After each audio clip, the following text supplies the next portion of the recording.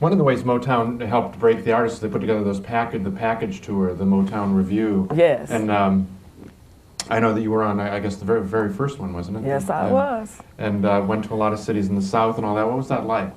Well, I gave my job to 3 girls from Secretarial College. And they wanted to go on the road, but I was glad they weren't. I'm glad I could sing.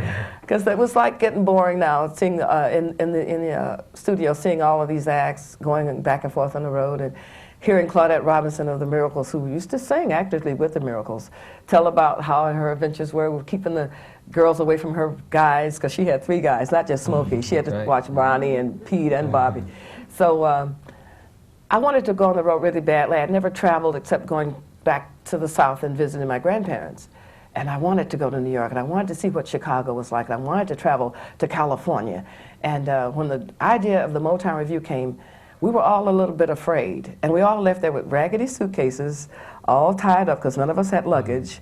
We had boxes of chicken and apple pie that moms had made for us. And we got on that tour bus with Stevie Wonder, who was a child, who would rather have been playing, I'm sure, somewhere out in the sunshine. But to hoard him on that bus with 12 musicians, a 12-piece band, Choker Campbell made 13.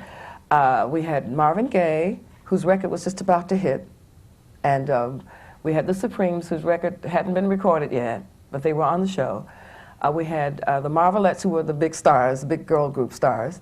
Mary Wells, whose records were, she was ready now with You Beat Me to the Punch. And then my guy was about to hit. So Motown was a record factory, just like Ford Motor Company.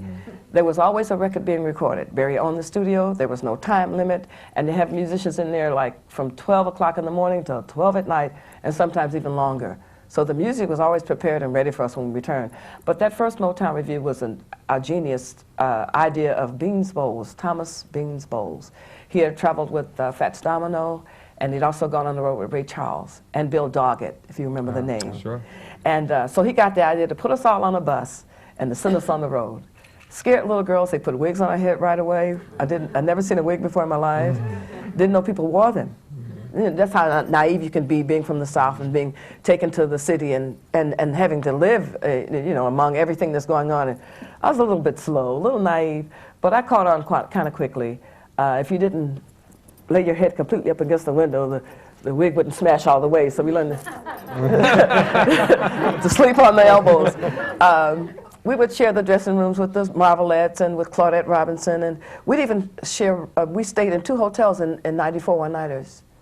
The rest of the chain hotels would let us in because they mistook us a lot for Freedom Riders. Yeah. They thought we were Martin Luther King's or SCLC's people.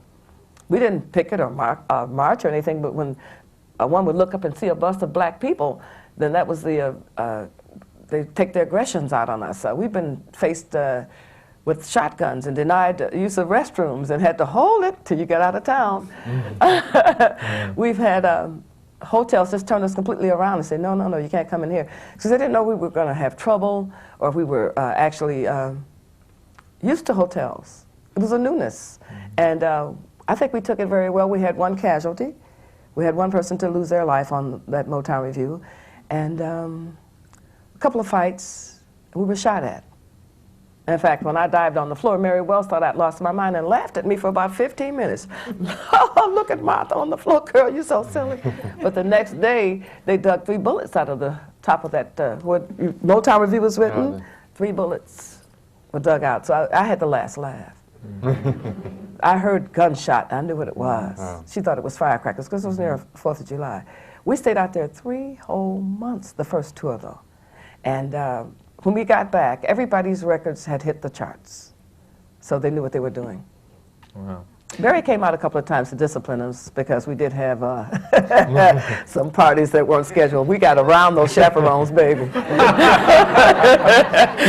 And had some fun with all that work. We did. And that's how the family was formed, too. Once you've been on the bus for 3 months with strange people that you didn't know, learn to eat popcorn and sardines for a meal, drink a lot of water, go to the grocery store and buy lunch meat and bread and lettuce and tomatoes and sell sandwiches up and down the aisle of the bus. Made me about $3. Yeah, we had fun together.